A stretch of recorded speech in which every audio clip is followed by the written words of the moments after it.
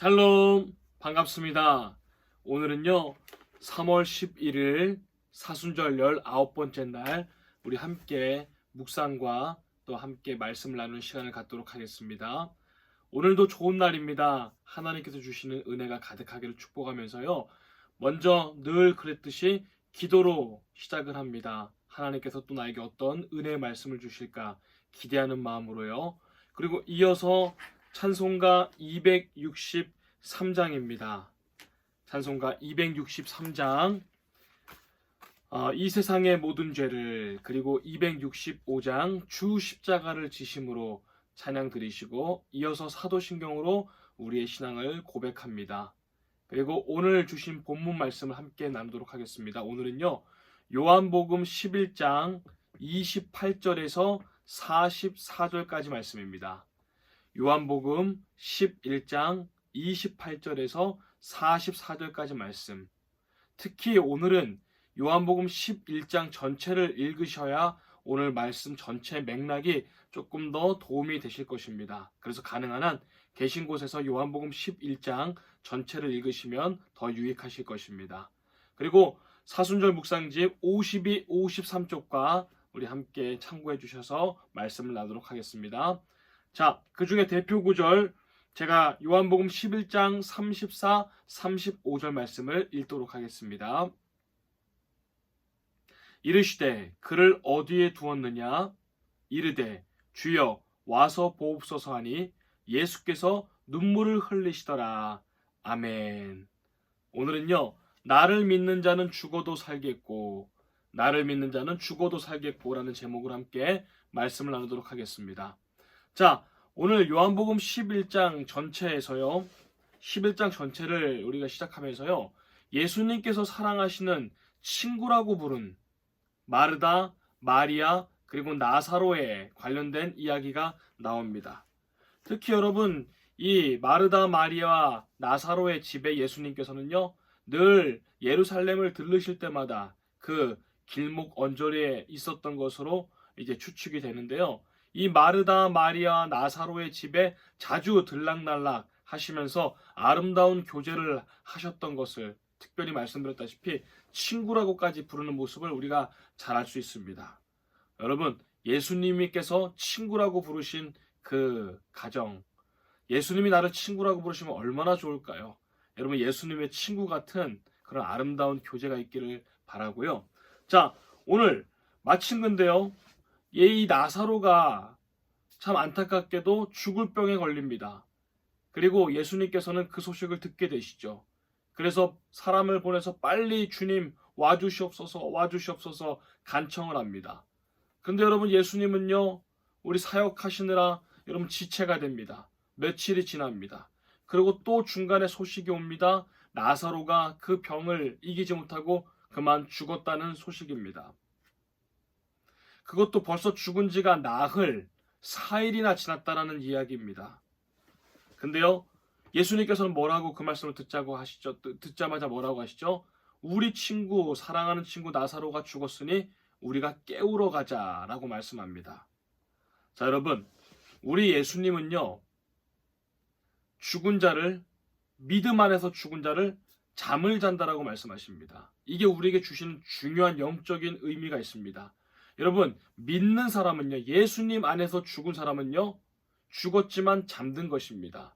그래서 우리 이런 찬양이 있죠. 하나님의 나팔 소리 천지 진동할 때에 그때 무덤 속에 잠자는 자 그때 다시 일어나. 여러분, 믿는 사람들은 죽었지만 살아나는 것입니다. 우리는 그 말씀을 이해합니다. 죽었지만 삽니다. 예수님 안에서 죽은 자는 이 땅에서 육신이 죽지만 하나님 나라에서 영원히 사는 것입니다. 그래서 무덤 속에 다 잠자던 자들을 주님께서 부활하실 때, 또 주님께서 다시 이 땅에 오실 때 다 깨우셔서 영원히 하나님 나라에 이루게 하십니다. 그래서 우리는 죽은 것이 아니라, 영원히 죽은 것이 아니라 우리는 잠자는 것입니다. 이 땅에서 죽는다 하여도 말입니다. 자, 오늘 잘 아는 말씀, 우리 26절 말씀을 함께 보도록 하실까요? 요한복음 11장 26절 말씀, 제가 읽겠습니다. 나는 부활이요 생명이니 나는 믿는 자를 죽어도 살겠고 살아서 나를 믿는 자는 영원히 죽지 아니할 것이다 라고 말씀하십니다. 25, 26절이죠. 25, 26절. 예수께서 이르시되 나는 부활이요 생명이니 나를 믿는 자는 죽어도 살겠고. 자, 이가 우리가 믿음 안에서 돌아가신 분들에 대해서 가장 많은 우리가 장례 때 들을 수 있는, 그리고 우리가 일상을 살아가면서도 이 말씀이 우리 믿는 자들의 핵심입니다. 예수님 안에서 죽는 자는 죽어도 산다는 말입니다. 우리는 이 말씀이 무슨 말씀인지 이해가 되시죠? 자, 그 말씀을 하시고 예수님께서 마르다의 집으로 들어가십니다. 이미 나흘이나 지났기 때문에 문상객들이 쫙 따라오죠. 모든 사람은 이제 무덤으로 가는 것을 우리가 생각을 했습니다. 근데요, 그때 집 앞에서 예수님께서는 그 마르다의 동생인 마리아를 만납니다. 그랬더니 이 마리아가 예수님을 맞이하면서도 늦게 오신 것에 대해서 조금 서운함을 표시하죠. 주님께서 빨리 오셨더라면 우리 오빠가 살 수도 있었거늘 이라고 하면서 슬프게 우십니다. 예수님도 마리아가 우는 것을 보시고 같이 비통하면서 괴로워하시는 모습이 오늘 33절 말씀에 기록되어 있습니다. 자, 이것은 예수님께서 마리아가 신앙이 없어서 우는 것을 그렇게 탓한 것이 아니라 우리 사람들이 겪는 일상의 모든 슬픔과 상실의 고통을 주님께서는 아신다는 것입니다. 자, 예수님께서 무덤이 어디 있느냐 물으시고 나사로의 무덤 앞에서 같이 우십니다. 우리가 한편 살펴볼게요. 예수님께서 성경 가운데 우시는 장면이 3번이 기록되어 있습니다. 오늘 말씀처럼 나사로의 무덤 앞에서 우십니다. 그리고 마지막 십자가를 눈앞에 두시고 저 감람산에서 예루살렘을 건너보시면서 또 우십니다.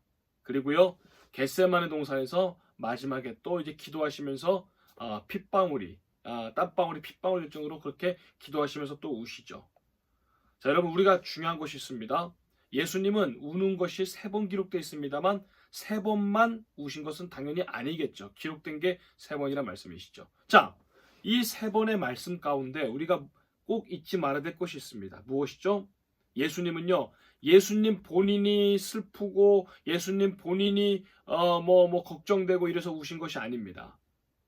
모두가 다 그 인류의 죄악과 죄와 또 그것으로 인해 당하게 될 고통, 불행한 운명을 보시고 주님이 우셨다는 것입니다. 예수 그리스도의 말씀이 전해되지만 믿지 않는 사람들이 어떻게 될 것인지 영원한 심판받을 것을 알고 그것을 건너보시면서 예수님께서는 우시는 것이죠. 자, 사람들이요, 이제 예수님이 나사로 무덤 앞에서 우니까 2가지 반응이 나옵니다. 그게 35, 36절 말씀인데요. 첫 번째 반응이 뭐죠? 야, 나사로를 진짜 사랑하셨구나 라고 말씀하십니다. 그리고 2번째, 아니 눈먼 사람도 눈뜨게 하신 분이 이제 죽은 사람을 살릴 수가 없나 보지 하면서 그렇게 안타까워, 자기의 능력이 그것밖에 안 되는구나, 안타까워서 우시는구나 합니다.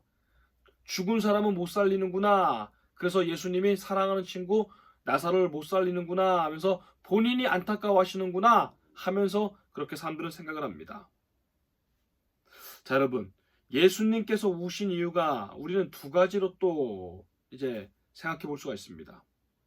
첫째는요, 이 요한복음 우리가 계속 지금 보고 있습니다. 근데요, 여기서 우리가 깨달을 수 있는 것은 하나님의 말씀이 아무리 선포되고 하나님의 나라와 그의 구원과 그의 영광과 은혜를 말씀합니다만 사람들은 세상에 잡혀 있습니다. 땅에 시선이 오직 가 있고요.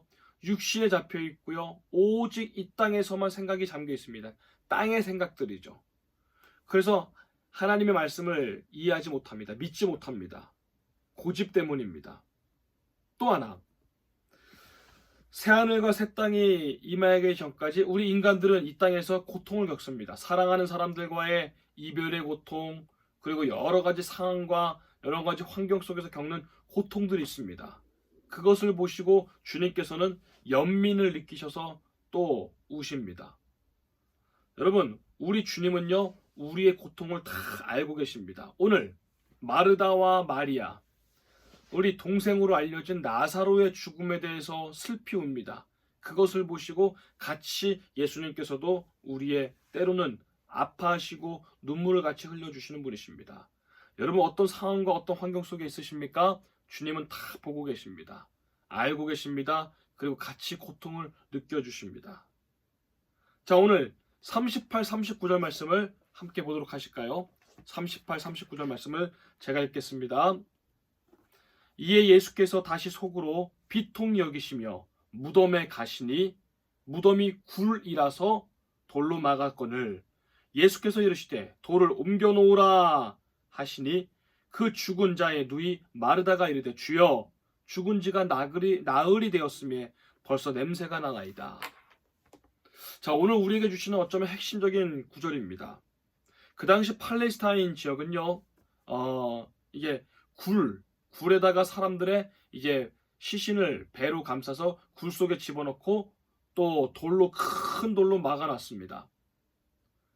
그리고 또 다른 누군가가 장사 지내면요, 또 돌을 옮기고 또 다른 누군가의 시신을 넣고 이렇게 공동으로 이렇게 사용을 했습니다. 자, 왜 돌로 막았냐면요, 우리처럼 매장하는 문화가 아니기 때문에 돌로 막아야지만 들짐승이나 이런 것들로부터 보호할 수가 있습니다. 자, 우리에게 주시는 교훈이 있습니다. 이 돌, 예수님은 돌로 그 무덤을 막은 것을 그 돌을 옮기라고 말씀하십니다. 가로막고 있는 그 돌, 예수님께서 오늘 사순절에 우리에게 말씀하십니다. 너의 가로막고 있는 것, 하나님과의 관계를 가로막고 있는 것이 무엇이냐? 우리의 죄책감, 우리의 좌절감, 우리의 또 실패라고 여겨지는 어떤 것들, 그리고 고집, 나는 안 된다, 나는 못한다라고 생각되는 그런 영적인 무기력함들, 이런 것들을 옮기라고 말합니다. 그 단단한 돌. 제가 지금 요만하게 표현했습니다만 뭐 요만한 돌로 막았겠습니까? 큰 돌로 제 앞에 지금 저기 책장이 있는데요. 큰 돌로 막았겠죠. 그 돌을 옮기라는 것입니다. 하나님과 너 사이에 믿음을 맡고 있는 그 돌, 그것을 옮겨 놓으라. 자, 그랬더니요, 이 마르다가 이제 사실을 말하죠. 주님, 죽은 지 벌써 나흘이나 됐습니다. 썩은 냄새가 납니다. 그 말은 무슨 말이에요? 안 됩니다, 주님. 소용없습니다. 나에게 있는 그 나흘이나 됐습니다 라고 하는 그 핑계 변명은 뭘까요? 나흘이나 됐습니다. 우린 이래서 안 됩니다. 우리 집은 이래서 안 됩니다. 저는 이래서 안 됩니다. 뭐 우리 교회는 이래서 안 됩니다. 우리나라는 이래서 안 됩니다. 뭐해서 안 됩니다. 나흘이나 됐습니다. 입이 끝났습니다. 주님은 그거를 옮기라고 말씀하시죠. 거기서 나오라라고 말씀하시죠. 변명거리 많습니다. 그리고 핑계거리도 많습니다. 바빠서, 힘들어서, 나이가 많아서, 건강이 안 좋아서 나흘이나 됐습니다. 끝났습니다. 주님은 그것을 옮기라라고 말씀하십니다. 그러면서 뭐라 그러죠? 나사로야, 그 무덤에서 나오너라. 너를 가로막고 있는 그 죽음, 그 절망감, 그 자책감, 그 썩어 문드러진 무덤에서 냄새나는 그곳에서 나오너라. 우리에게 주시는 말씀이죠. 나사로야, 나오너라.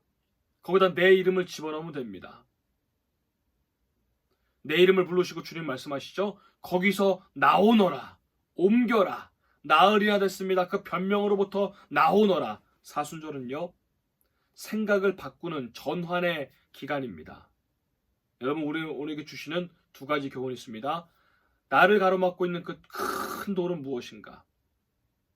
미움, 다툼, 시기, 질투가 있고 하여튼 하나님만이 알고 있고 나만 알고 있는 이 사순절날 그것을 우리가 좀 옮겨봅시다. 변명을 치워봅시다. 나흘이나 됐습니다. 이래서 안 됩니다. 저래서 안 됩니다. 그것을 여러분 치워봅시다. 그럼 우리는 계속 안 됩니다. 이 사순절 굳은 돌을 옮기시는 저와 여러분 되시기를 바라고요. 우리 마지막 기도문 읽고 여러분 또 여러분에게 주시는 은혜를 가지고 이후에 기도하시기 바랍니다. 기도문 함께 읽겠습니다. 주님, 제 무덤을 막아선 돌을 치우게 하소서. 이미 끝난 줄 알았던 절망과 실패의 자리에서 주님의 음성을 듣게 하소서. 나사로야 나오라 부르시는 말씀에 순종하여 묶인 사슬을 풀고 다니는 부활의 자유를 누리게 하소서. 죽음이 끝이 아니라 새 생명의 문턱임을 깨닫게 믿고 오늘도 감사로 살게 하옵소서. 예수님의 이름으로 기도합니다. 아멘. 오늘 하루도 돌을 옮기시고 승리하시는 여러분 되시기를 주님의 이름으로 축복합니다. 기도하겠습니다.